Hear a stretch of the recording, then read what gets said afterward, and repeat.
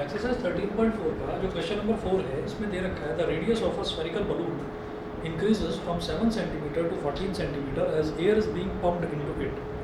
Find the ratio of surface areas of the balloon in the two cases.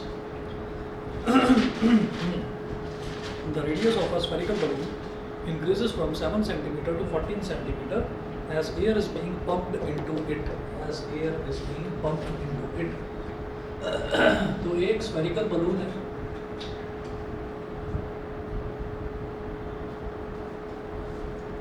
पहले इसका radius था 7 centimetre, इसके radius को बोल दीजिए R1, ठीक है। इनिशियली इसका रेडियस जो था वो 7 सेंटीमीटर था, तो उसको मैंने R1 बोल दिया, ठीक है।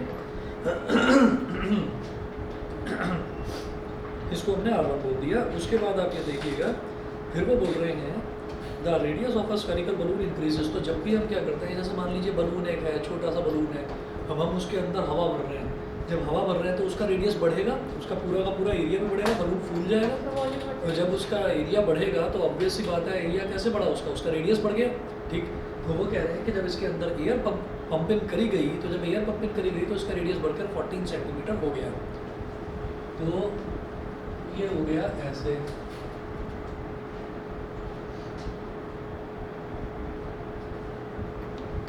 अब इसका रेडियस बढ़कर कितना हो गया,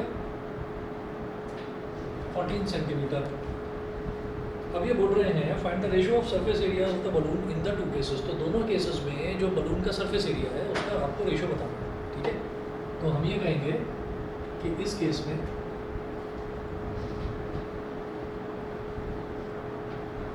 सरफेस एरिया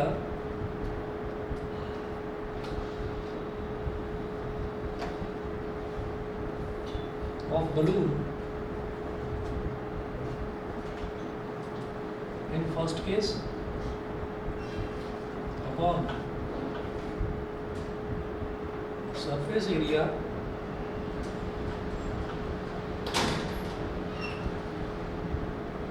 of balloon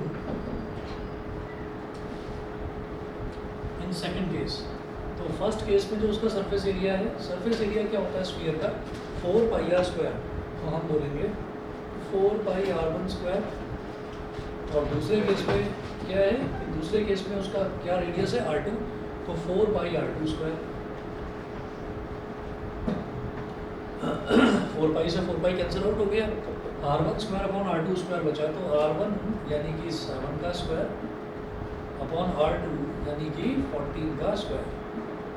बेटा 7 का स्क्वायर मतलब 7 इंटू 7, 14 का स्क्वायर मतलब 14 इंटू 14, 7 वन जा 7, 7 टू जा 14, 7 वन जा 7, 7 टू जा 14। ये क्या हो गया 1/4, 1/4 या रेशियो बोल रहे हैं, तो आप उसको 1:4 बोल दीजिए, 1:4। आंसर एक बार चेक करो, यही है। Good evening. चलिए जी, आंसर यही है। इसके बाद आपने बोला क्वेश्चन नंबर 5 में प्रॉब्लम है, तो क्वेश्चन नंबर 5 देखते हैं जरा।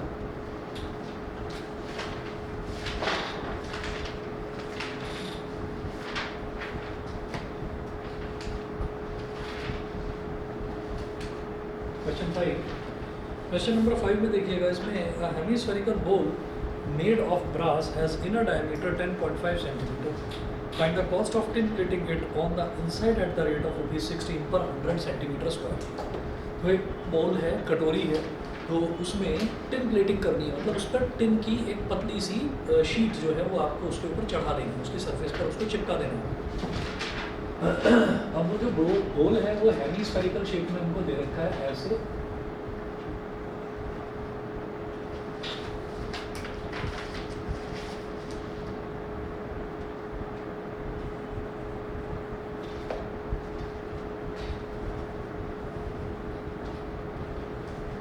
हम जरा देखते हैं इसका रेडियस कितना दे रखा है। Hemispherical bowl made of grass has inner diameter 10.5 centimetre. तो इनर डायमीटर 10.5 सेंटीमीटर दे रखा है, तो रेडियस कितना हो जाएगा 10.5 अपॉन 2, 10.5 अपॉन 2,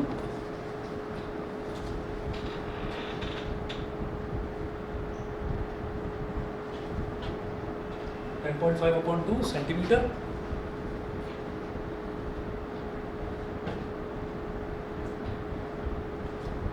10.5/2 सेंटीमीटर, ये हो गया। उसके बाद वो बोल रहे हैं find the cost of tin plating it on the inside at the rate of ₹16 per 100 centimetre square. तो देखिए ऐसा होता है कि जब ये हमको हेमिस्फेरिकल बोल दे रखा है, यानी कि एक कटोरा दे रखा है, तो उसके अंदर अगर हम इस तरह से हाथ घुमाएंगे तो उसका कर्व सरफेस एरिया ही तो टच होगा। और कटोरा है तो वो ऊपर से क्या है, वो ऊपर से खुला हुआ है, वो ऊपर से खुला हुआ है, ऊपर से खुला हुआ है, मतलब उसके टोटल सरफेस एरिया की मुझे ज़रूरत नहीं पड़ेगी। मुझे उसको उसके अंदर वाले जो सरफेस एरिया है, उस अंदर वाले सरफेस एरिया पर ही क्या लगाना है, टिन की प्लेटिंग कर देनी है। टिन की एक प्लेट उसके अंदर शीट चिपका देनी है, ठीक है। तो मुझे इसके कर्व सरफेस एरिया की ज़रूरत पड़ेगी। हेमिस्फीयर का कर्व सरफेस एरिया कितना होता है बताएं? 2πr² और total 3πr²। Total surface area होता है 3πr²। तो टोटल तब लेता जब ये हेमिस्फेरिकल बोल ऊपर से कवर्ड होता, लेकिन ये ऊपर से कवर्ड नहीं है, खुला हुआ है, तभी तो उसके अंदर कुछ सामान डालेंगे। तो हम ये कहेंगे curved surface area of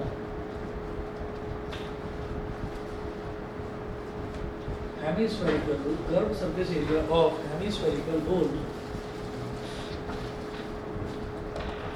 curved surface area of hemispherical bowl कितना हो गया? 2πr², ठीक है। तो 2 × 22/7 इंटू रेडियस कितना है 10.5/2, तो 10.5/2 का होल स्क्वायर।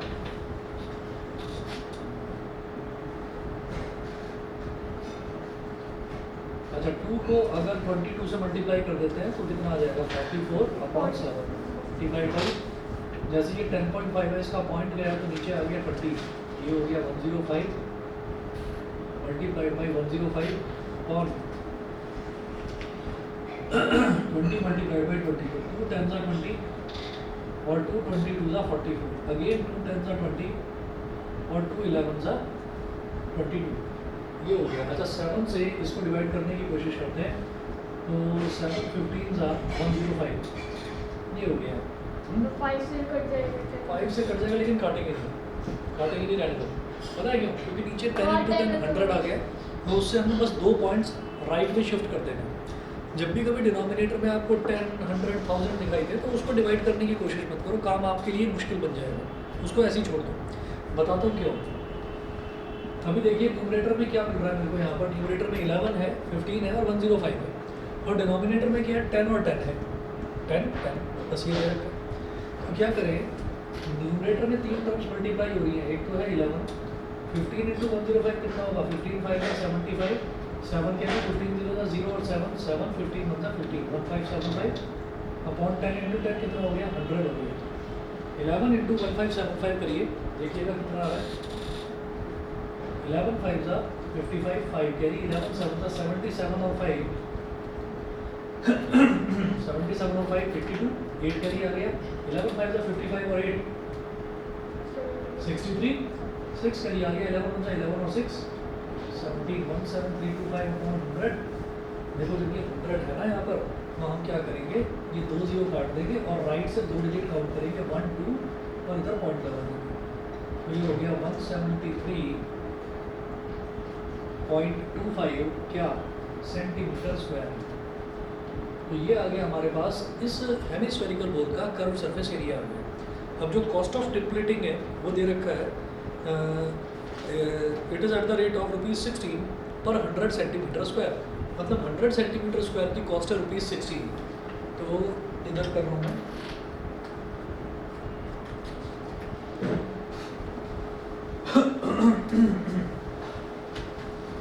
तो कर लिया था तुमने, ये कर लिया था तुमने, यस सर।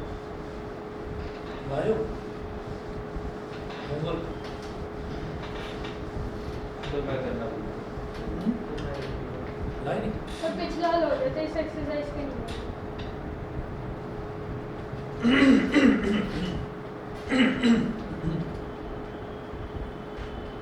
नोट करिएगा, cost of tin plating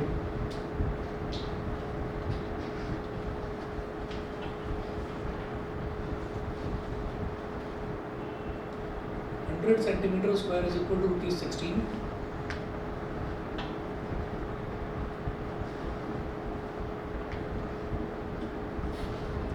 100 centimetre square को टिन प्लेटिंग करने का 16 रुपीज़ लग रहा है, तो 1 सेंटीमीटर स्क्वायर का कितना लगेगा?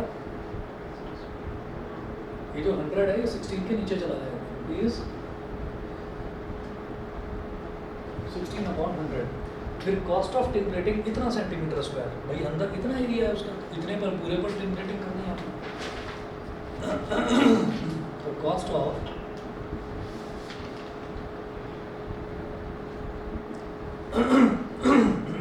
Tin plating 173.25 centimetre square, cost of tin plating 173.25 centimetre square is equal to क्या हो जाएगा?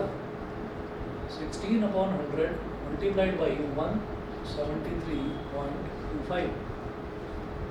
ठीक है, अब क्या करिए, 100 को तो ऐसे ही रहने दो, 100 को मैं नहीं कर रहा हूँ डिवाइड। 16 5 80, 8 कैरी आ गया, 16 2 16 5 80, 8 कैरी आ गया, 16 2 32, 32 और 8 कितना हो गया? 40, 4 कैरी आ गया, 16 3 48 और 4 52, 5 कैरी आ गया, 16 7 112 और 5 117, 11 कैरी आ गया, 16 1 16 और 11 27, 2 7 7 2 0 0। तो इधर पॉइंट के बाद 2 डिजिट थी, तो इधर से 2 डिजिट काउंट करो, 1 2, ये पॉइंट इधर लग गया और अपॉन में 100 था ही। अब आप ये देखिएगा कि जब यहाँ पर 100 दे रखा है तो ये 2 0 को काट देंगे और ये जो पॉइंट है ये यहाँ पर शिफ्ट हो जाएगा, 2 प्लेस स्लैश में शिफ्ट हो जाएगा। तो ₹27.72 समझ गए? होमवर्क किया तुमने? लेकर आए? चलो भी देखूँगा, जाते टाइम देखूँगा। ये बता था क्वेश्चन नंबर 5। उसके बाद आपको क्वेश्चन नंबर 6 में डाउट था, किसी को बताया था? क्वेश्चन नंबर 6, क्वेश्चन नंबर 6 देखिएगा। Find the radius of a sphere. वो बोल रहे हैं find the radius of a sphere whose surface area is 154 centimetre square. यार इसमें तो नहीं आना चाहिए था डाउट। एक स्फीयर है, उसका सरफेस एरिया 154 सेंटीमीटर स्क्वायर है, यानी कि 4πr² इज इक्वल टू 154। हाँ हाँ, नीचे वाला तो मैंने दिया भी नहीं था, मैंने कहा था कि 7 से मैं करूँगा, 7 8 9 तीनों मैं करूँगा। 7 तक 6 तक करना था। हाँ तो मेरा हो गया। बहुत बढ़िया, बधाई हो। मैं 6 तक ही करने के लिए बोला था मैंने। चलिए जी, क्वेश्चन नंबर 7 देखिएगा, मैं कराता हूँ। The diameter of the moon is approximately 1/4 of the diameter of the earth. Find the ratio of their surface areas. The diameter of the moon is approximately 1/4 of the diameter of the earth.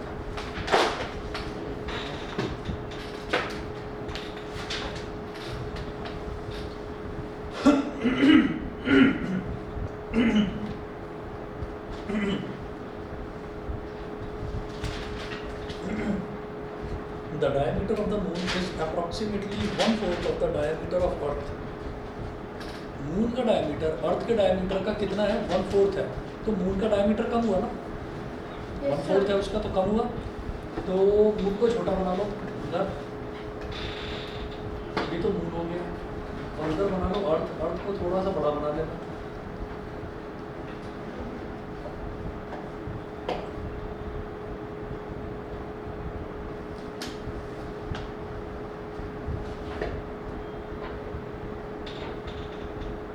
बोल दो R1, इसके radius को बोल दो R2। ये moon है और ये जो है ये अर्थ है, ठीक है। अब देखिएगा, अब ये क्या बोल रहे हैं, इन्होंने बोला the diameter of the moon is approximately 1/4 of the diameter of earth, ठीक है। तो जो ये मून है, मून के डायमीटर को आप D1 बोल दीजिए, ठीक है। लेट moons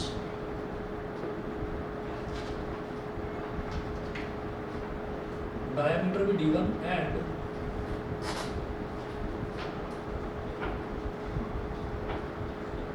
radius भी R1 and the Earth's diameter be D2 be D2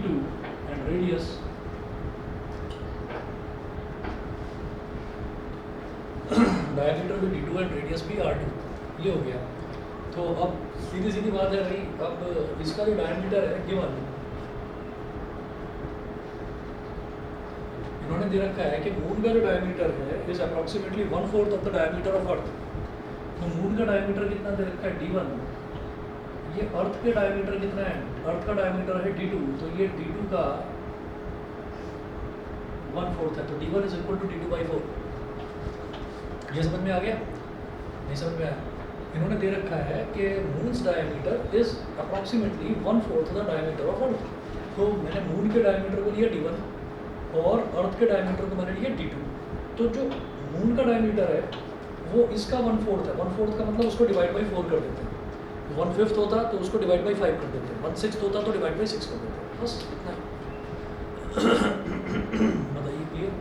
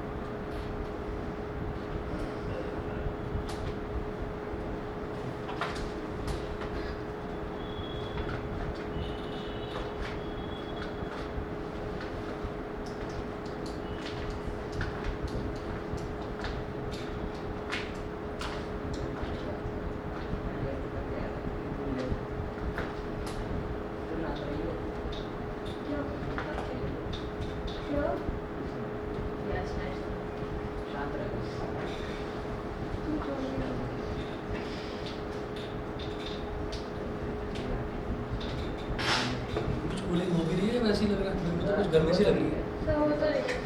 हो रही है? नहीं हो रही है? नहीं लग रहा। नहीं लग रही है? पंखा नहीं है, एसी हो रही? हो सकता है गर्मी ज़्यादा हो रही है। 44 था क्या? यहाँ 44 था। हाँ दोपहर को यहाँ कहीं और थे? ये मतलब सिर्फ यहाँ 44 था, तो और जगह तो क्या ही बाहर आ जाए। वाह बहुत सही, बाहर आ जाए। हम इस बार देखने की जिंदगी में क्या? तो कह रहे बाहर आ जाए।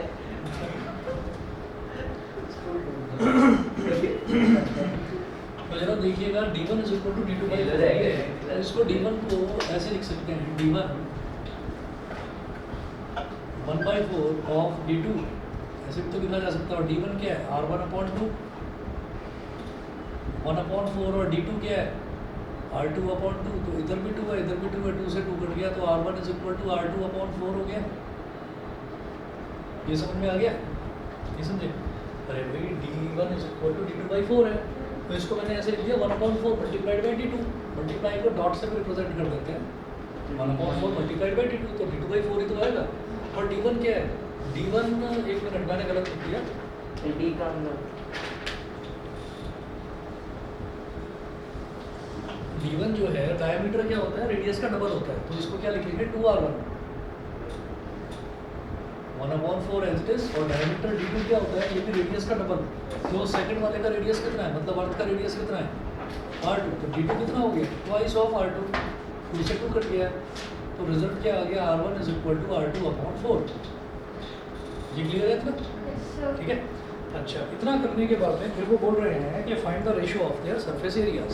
ठीक है, तो आप ये लिखेंगे सरफेस एरिया, और पहले क्या लिखा हुआ, ratio of their surface areas में हमें ये देखना होता है कि पहले क्या दे रखा है और बाद में क्या दे रखा है। तो इन्होंने पहले दे रखा मून, तो मैं लिखूंगा surface area of moon upon surface area of earth, ऐसा करेंगे। ठीक है,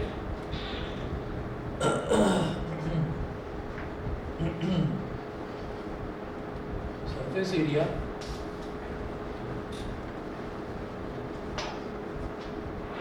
of moon upon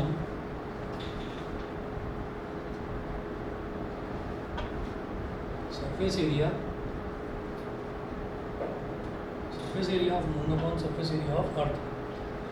surface area of moon, moon का सरफेस एरिया कितना हो जाएगा, मून का रेडियस कितना है r1, तो 4 पाई r1 स्क्वायर, और अर्थ का कितना है r2, तो 4 पाई r2 स्क्वायर।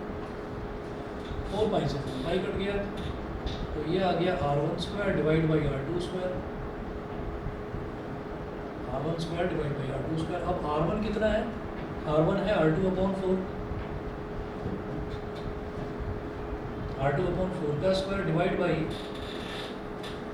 r2 का स्क्वायर, तो r2 स्क्वायर ही होगा। मेरी बात समझ में आ गई भाई? हमने क्या करा, हमने r1 की वैल्यू, उन्होंने क्या दे रखा था, r1 इक्वल टू r2/4 ये दे रखा था, तो मैंने r1 की जगह r2/4 रख दिया, तो r2/4 का square divide by r2 square. ठीक है, नहीं समझे? दोबारा बताता हूँ भाई, सरफेस एरिया ऑफ मून, तो मून का रेडियस कितना था r1 और अर्थ का रेडियस कितना r2, तो मून का सरफेस एरिया कितना हो जाएगा, क्योंकि मून क्या है, वो भी एक स्फीयर के जैसा है, तो स्फीयर का सरफेस एरिया 4 पाई r स्क्वायर, तो मून का हो गया बेटा 4 पाई r1 स्क्वायर, और जो अर्थ है, अर्थ भी एक स्फीयर है, तो अर्थ का क्या हो गया 4 पाई r2 स्क्वायर। अब ऊपर भी 4 पाई, नीचे भी 4 पाई से 4 पाई कट गया, r1 square upon r2 square, तो r1 square divide by r2 square, ये हो गया। अब जो r1 है, r1 क्या है r2 अपॉन 4, तो मैंने r1 की जगह रख दिया r2 अपॉन 4 और उसका स्क्वायर है, तो r2 अपॉन 4 का स्क्वायर हो गया। ठीक है, और divide by r2 square, r2 को r2 ही रहने दिया, है ना? ठीक, नहीं समझे? तो दोबारा पूछा करो ना भाई, यहाँ पर r1 square upon r2 square, यहाँ तक तो आ गया हुआ सब, है ना भाई? Surface area of moon upon surface area of earth, दोनों का रेशो पूछा गया है, तो r1 square upon r2 square का मतलब r1 square divide by r2 square.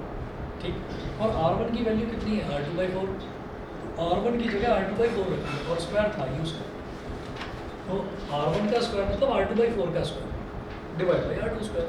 अब क्या करेंगे वो देखिए, ऊपर तो इधर तो है r2 स्क्वायर, ये हो गया r2 स्क्वायर,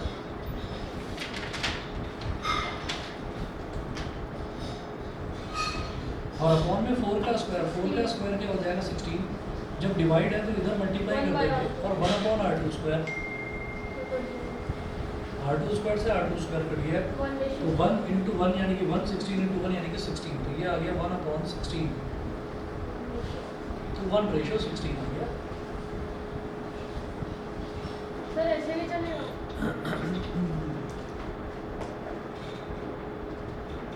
चलेगा।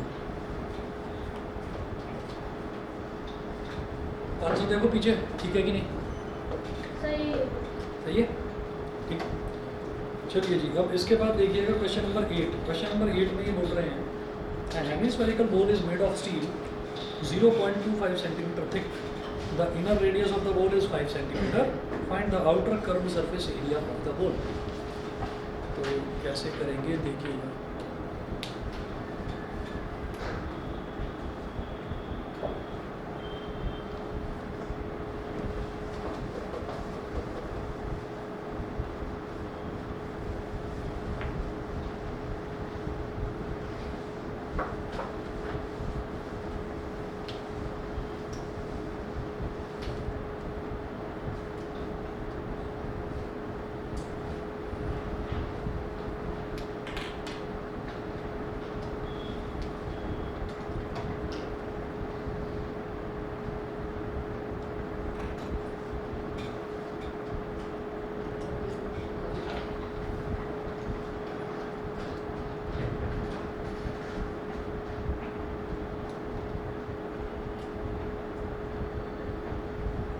आप ये समझिए कि अंदर वाला मैंने डॉटेड क्यों बनाया, आप ये समझिए कि एक्चुअल में जो उसकी कैपेसिटी है, एक्चुअल में इतने में जो भी हम पानी, दाल, सब्जी जो भी कुछ इसके अंदर डालेंगे कटोरी के अंदर, तो वो इतने हिस्से में गिरेगी।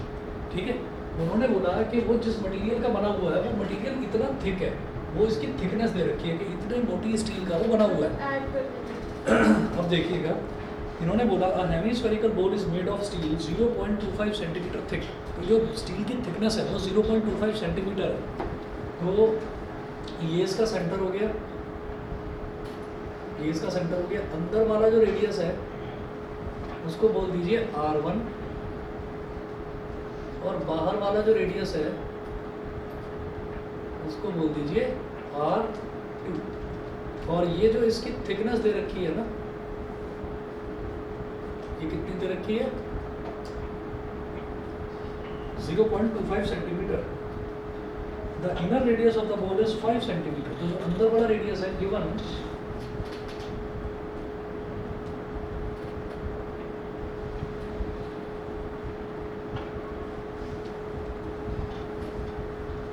R1 is equal to 5 centimetre.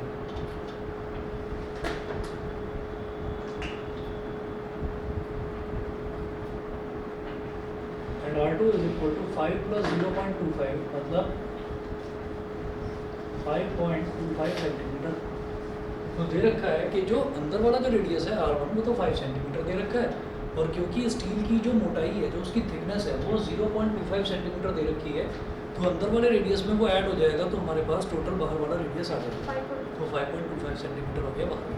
यहाँ तक क्लियर? सर वो भी तो ऐड होगा, वो वाली थिकनेस और वो वाली थिकनेस तो दो बताता हूँ। देखिए आपको ये लग रहा होगा कि ये एक तरफ करा 0.25 और दूसरी तरफ भी करा है क्या, कि मुझे सिर्फ रेडियस निकालना है, तो रेडियस के लिए एक ही साइड वाला निकालना है। वो जो तुम कह रहे हो वो डायमीटर के लिए होगा, पर डायमीटर पूछा नहीं जाता, डायमीटर का कोई काम भी नहीं होता। हमें कहीं पर भी सरफेस एरिया निकालना है, वॉल्यूम निकालना है, कुछ भी करना है, तो मुझे रेडियस ही चाहिए होता है, डायमीटर तो चाहिए ही नहीं होता। ठीक है, समझ रहे हैं? तो अब आप आगे देखिएगा कि R1 की वैल्यू 5 सेंटीमीटर है और R2 की वैल्यू है 5.25 सेंटीमीटर। अब इसके बाद देखिएगा क्या करना है। वो बोल रहे हैं find the outer curved surface area of the ball. मुझे आउटर कर्व्ड सरफेस एरिया निकालना है, तो आउटर कर्व्ड सरफेस एरिया के लिए रेडियस भी आउटर वाला चाहिए R2। ठीक है, मान लो 4 पाई R2 स्क्वायर। ठीक है,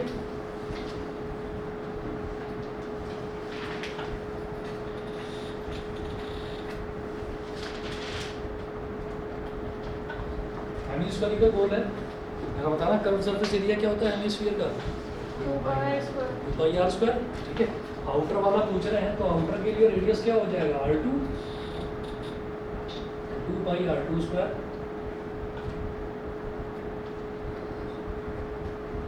525 7 से डिवाइड हो जाएगा क्या? हो जाएगा। 2 into 22/7 into 5.25 का स्क्वायर। ठीक है, ठीक है, नहीं ये आउटर रेडियस 5.25 2 into 22 कितना हो गया? 44/7 मल्टीप्लाइड बाई 5.25 का स्क्वायर। 5.25 का स्क्वायर का मतलब क्या हो गया? 525 अपॉन 100 का स्क्वायर।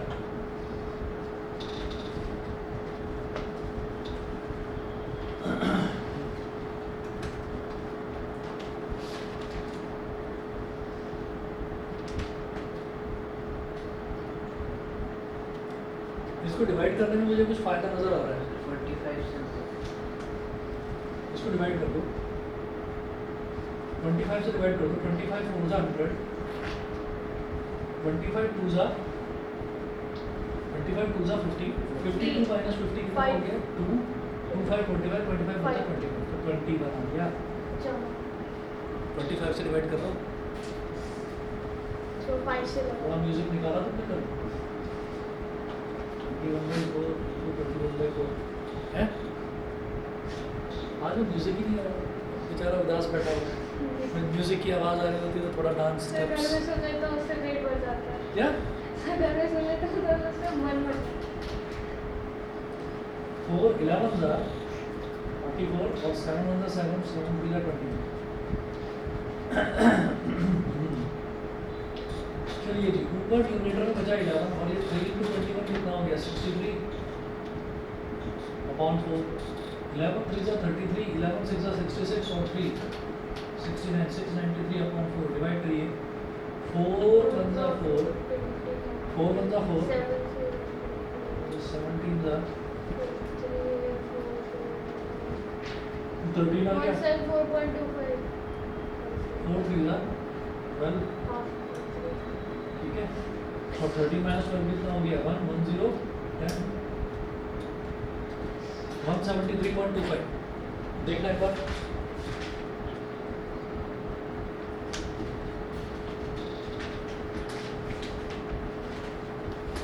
देख लो क्या आंसर तो है। ये यार ठीक, चलिए जी अगला देखते हैं question number 9 right circular cylinder just encloses a sphere of radius small are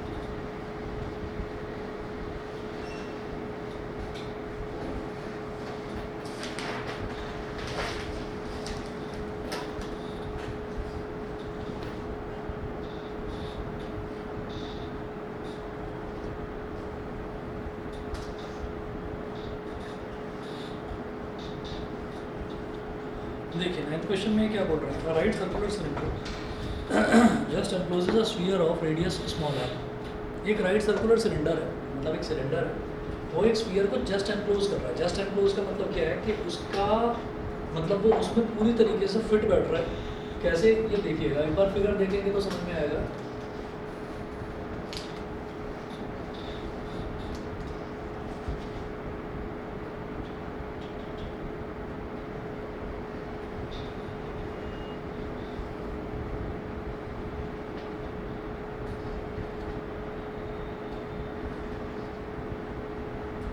ऐसे है ये राइट सर्कुलर सिलेंडर इसमें पूरा फिट बैठ रहा है मतलब जो सिलेंडर है सिलेंडर पूरी तरीके से क्लोज्ड है और ये जो अंदर इसके अंदर बॉल है ना स्फीयर जो है ये स्फीयर इसके टॉप वाले सरफेस को भी टच कर रहा है और इसके बॉटम वाले सरफेस को भी टच कर रहा है जो स्फीयर है वो पूरी तरह से इसके टॉप सरफेस को और बॉटम सरफेस को दोनों को टच कर रहा है अब आप देखिएगा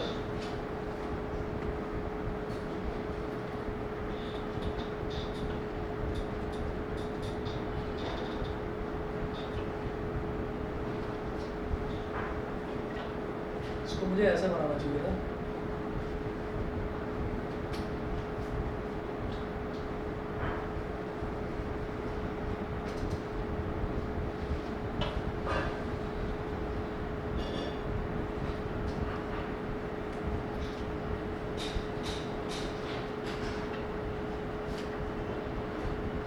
और ऐसे ही नीचे वाला है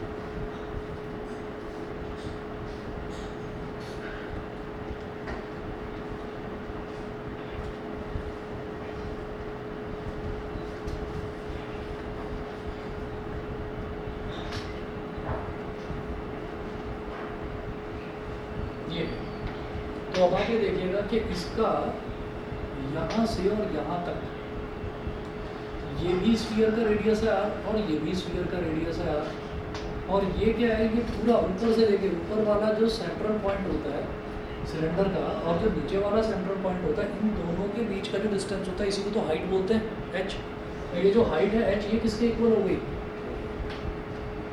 टू आर के इक्वल हो गई अब जब ये एच हमारा 2r के इक्वल आ गया तो मुझे सिलेंडर का हाइट पता चल गया अच्छा एक चीज़ और देखो जब ये स्फीयर है तो स्फीयर का रेडियस यहाँ से यहाँ तक भी r होगा इसका मतलब बिल्कुल सही इसका मतलब जो हमारा सिलेंडर है सिलेंडर का जो बेस का रेडियस है वो भी r ही होगा ये समझ में आ गया ठीक है तो स्फीयर में मुझे बस एक ही डायमेंशन चाहिए होता है क्या रेडियस और सिलेंडर में मुझे 2 डायमेंशन चाहिए होते हैं क्या उसका रेडियस और उसकी हाइट 2 चीज़ें चाहिए होती हैं तो सब मिल गया ठीक है अब इन्होंने क्या बोला इन्होंने कहा find the surface area of the sphere sphere का सरफेस एरिया निकालेंगे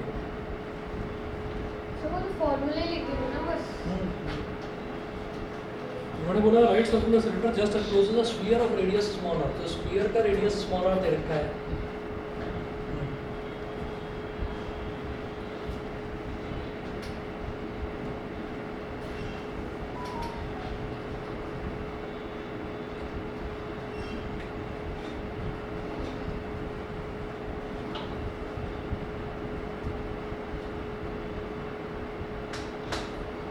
स्फीयर का सरफेस एरिया कितना है 4 पाई आर स्क्वायर ये स्फीयर का सरफेस एरिया होता है 4 pi R square radius R ही दे रखा है सिलेंडर का भी यही रहेगा 4 pi R square second part में क्या पूछ रहे हैं सेकंड पार्ट में ये बोल रहे हैं कि curved surface area of the cylinder अरे रुक तो जाओ एक मिनट या क्या हो गया? इतनी जल्दी है वो टाइम तो जब से यहाँ जब से म्यूजिक सुना है तब से कुछ ज़्यादा ही मतलब स्पीड बढ़ गई है।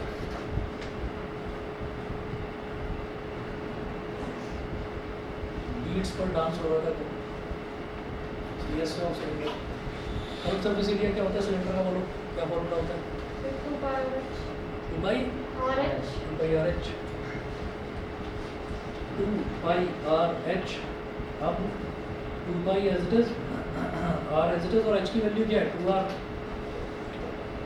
अब देखिए 2 अगर 2 से मल्टीप्लाई हो जाएगा तो ये तो बन जाएगा 4, इधर पाई है, और r अगर r से मल्टीप्लाई हो जाएगा तो ये हो जाएगा r स्क्वायर। 4 पाई r स्क्वायर इधर भी 4 पाई r square curve surface area. उसके बाद बोल रहे हैं थर्ड पार्ट में ratio of the areas obtained in first and second. हाँ और से कट जाएंगे तो 1 रेशियो बना देंगे। रेशियो बना रहे हैं। हाँ इन्होंने बोला कि आपको जो फर्स्ट पार्ट में और सेकंड पार्ट में दोनों में जो एरियाज मिले हैं उनका रेशियो निकालिए। तो हम लिखेंगे surface area of sphere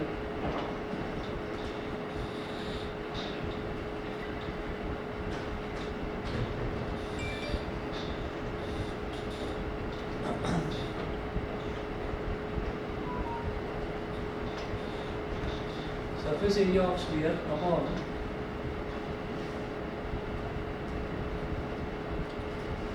CSA of cylinder। surface area of sphere कितना है?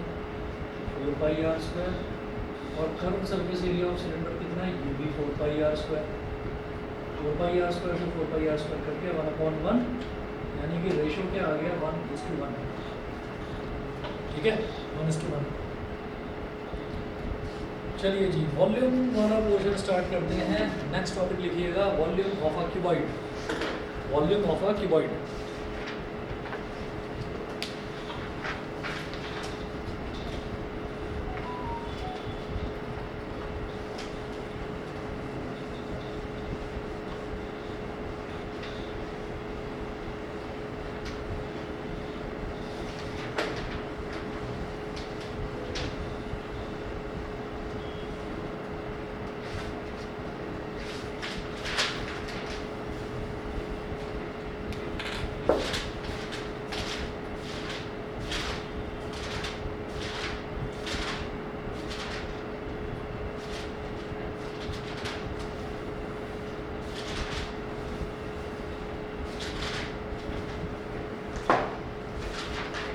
Volume of a cuboid, cuboid का वॉल्यूम होता है length into breadth into height. ठीक है, इसी तरह से अगर हमसे वॉल्यूम पूछा जाए क्यूब का,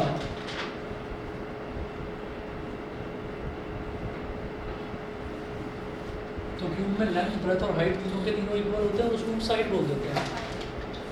तो साइड इनटू साइड क्या हो जाएगा? साइड का क्यूब, साइड का क्यूब। अब इसमें एग्जांपल शुरू करते हैं। Page number 227 of NCERT. हाँ जी। तो आपने एक दिन बोला था नंबर जिसके अंदर टेस्ट भी होते तो अरे हाँ मैं तो भूल ही गया, तुमने याद मैं नहीं भी दिलाया। भूल गया था कि वो टेस्ट अच्छा। होगा। कल क्या है? फ्राइडे। परसों सैटरडे, परसों टेस्ट, नंबर सिस्टम का टेस्ट। सबकी गर्दन हिल गई, तुम्हारी गर्दन नहीं हिली, तुम्हारी नहीं हिली, 2 जनों की गर्दन हिली। ठीक है, देना है फिर नंबर सिस्टम का टेस्ट। देंगे कैसे? पक्का? मतलब देंगे, पक्का देंगे। नहीं ये ऐसे ही इतना उड़ जाता है क्या? अरे तो सबको अरे हो पक्का जाता के लिए तो ऐसे बोलते हैं, तो उसको पता नहीं ऐसे भी हो गया। देखो ये लड़का खतरनाक है भाई, फ्लेक्सिबिलिटी आ रही है इसमें। अच्छा डांसर्स का हो जाता होगा कि थोड़ा डांस वांस। कल क्या कर रहे थे? अच्छा कल तो मैं थोड़ा ऐसे उसके रिदम के साथ रिदम बजा रहा था। चलिए जी एग्जाम्पल नंबर 11। कल तुम कर रहे थे तो वंश है ना, वंश की कमी पूरी कर रहे थे कल तुम। तो किसी को तो करनी पड़ती। तो सही। एग्जाम्पल नंबर 11 देखिएगा। एग्जाम्पल नंबर 11 में है a wall of length 10 metre was to be built across an open ground. across an open ground एक वॉल है जिसकी लेंथ है 10 मीटर, वो हमको ओपन ग्राउंड में खुले मैदान में बनानी है दीवार। The height of the wall is 4 metre and thickness of the wall is 24 centimetre. Height भी दे दिया, थिकनेस यानी कि उसकी विड्थ, उसकी ब्रेथ भी दे दिया। और this wall is to be built with bricks whose dimensions are 24 centimetre by 12 centimetre by 8 centimetre. How many bricks would be required? तो अगर हम ये देखें, पहले मैं वॉल की वॉल्यूम निकालूंगा। अब सवाल ये होता है कि वॉल्यूम क्यों निकाली जा रही है यहाँ पर, सरफेस एरिया क्यों नहीं निकाल रहे? ठीक है, बताता हूँ मैं। सबसे पहले आप वॉल्यूम निकाल लीजिए। हमने ये कहा कि ये वॉल है,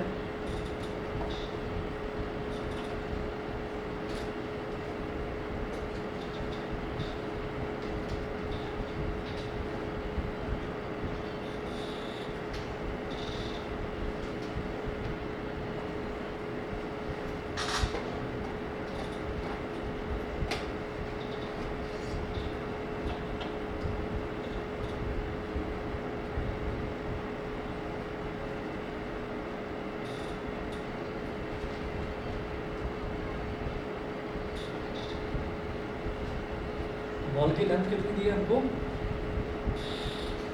10 मीटर।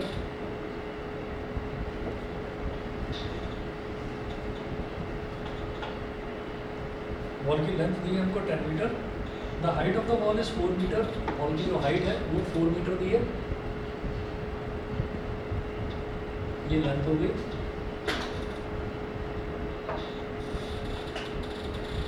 हाइट कितनी दी है? 4 मीटर। और thickness of the wall is 24 centimetre. तो ब्रेथ 24 सेंटीमीटर।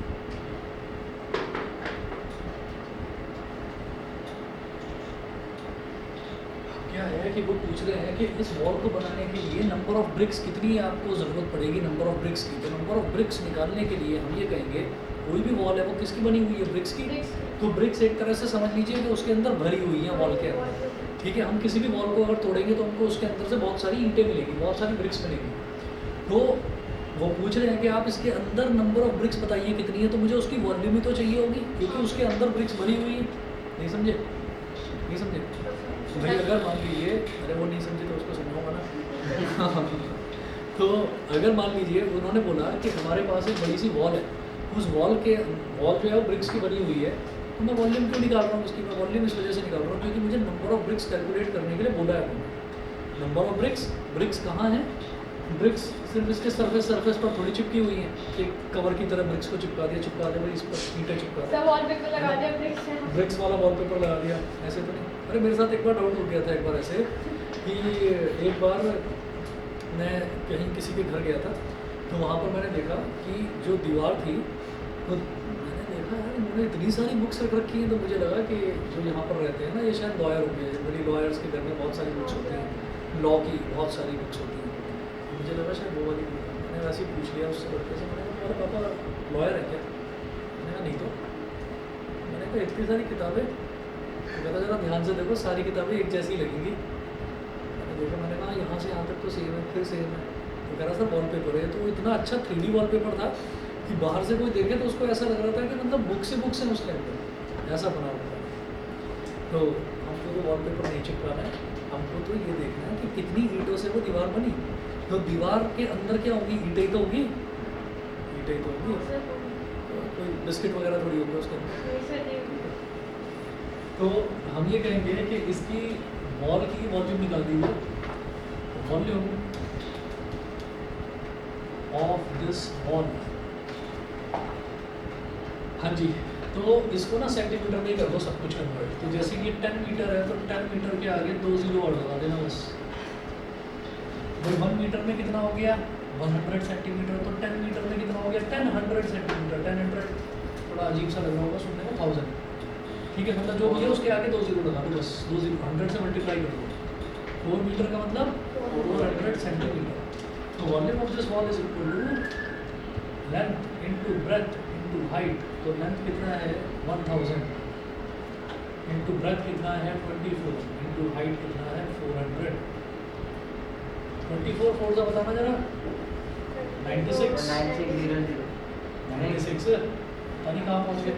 24 4 का 96। 1 2 3 4 5 6। सर अभी क्यों कर रहे हैं? बाद में कर लेंगे।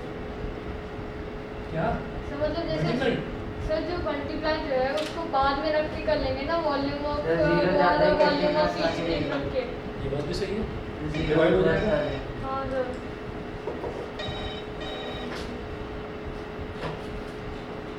मैंने तुम्हारी बात मान ली, सही है।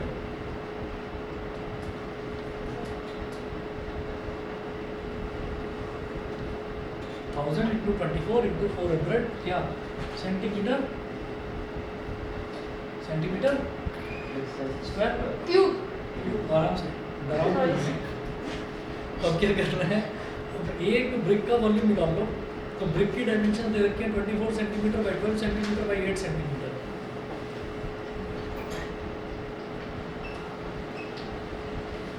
वॉल्यूम ऑफ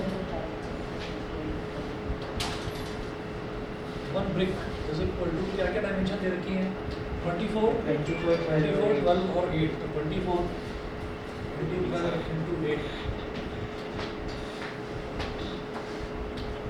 तो 12 4 जा 48, 4 कैरी आ गया, 12 2 जा 24 सर और इसको 4 भी ऐसे ही छोड़ सर इसको ऐसे ही छोड़ देंगे, अरे कट जाएंगे बाकी।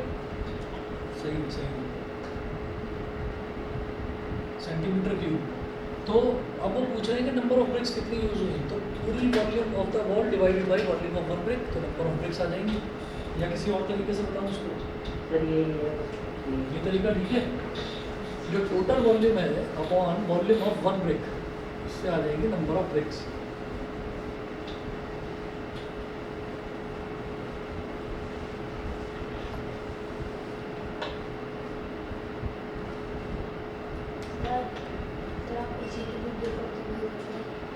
शायद आज भेज दूंगा, टाइम मिल नहीं पा रहा, और मैं कोशिश करता हूँ आज कर दूँ।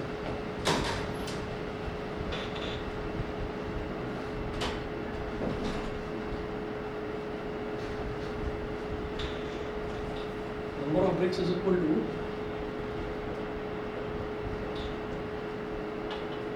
volume of the wall, volume of the wall upon volume of one brick.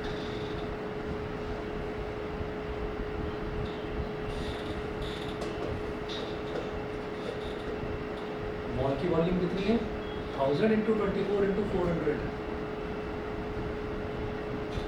1000 into 24 into 400 upon volume of one brick 24 into 12 into 8, 12 1 जा 12, 12 2 जा 24। 24 से पास। हाँ चलो ठीक है। और 8 5 जा 40, ऊपर 50 आ गया। अब 24 बचा नीचे, 2 1 जा 2, 2 12 जा 24, तो नीचे केवल 12 बचा नीचे।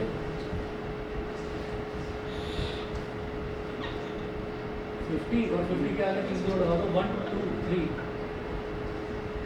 अपॉन 12, 12 1 जा 12, 12 4 जा 48, 50 माइनस 48 कितना हो गया 50 माइनस 48 2 हो गया 20, 12 1 जा 12, 20 माइनस 8 हो गया 8 0 80, 12 6 जा 72, सर 4 6 6 6 12।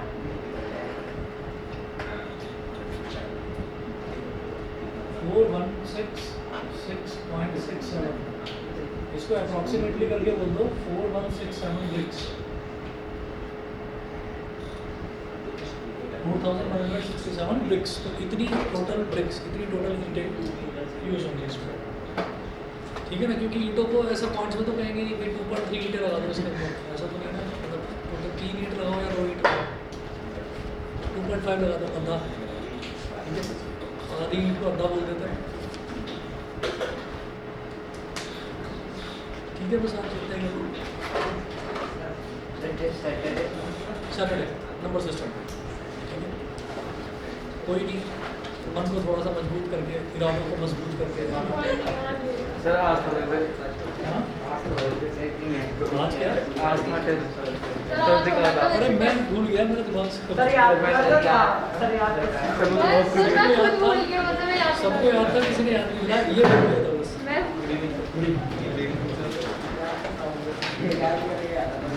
याद